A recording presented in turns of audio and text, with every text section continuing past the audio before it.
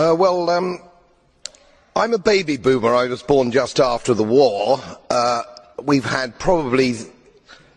probably had the longest period of peace and prosperity globally, I would say, from that time. I've put a little bit of modest money away so I can hand something down to my family when I pass on, largely because I've never spent more money than I've earned, and I've been prudent, and I've worked moderately hard. Now, it always seems to me as a complete surprise to politicians how countries get in debt. Let me explain, because I don't think you really understand it.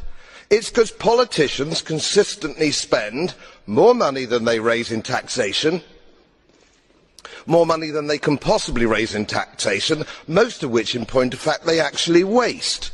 The reason we're talking about countries which are broke, and they are broke, is because their ridiculous, ineffective, ignorant politicians consistently spend more money than they can raise, and then they borrow, and worse, they then print money because politicians and their central banks have a machine which prints money.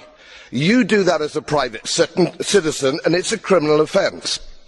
You would go to prison for doing that, and politicians and their central banks do it all the time. Let me explain to you that these countries are broke, and they're broke because of their own stupid leadership and politicians, and it's immoral to ask ordinary taxpayers of any country to pick up the tab for failed politicians and failed banks. They are defaulted, they're broke. For God's sake, let's all of us admit it.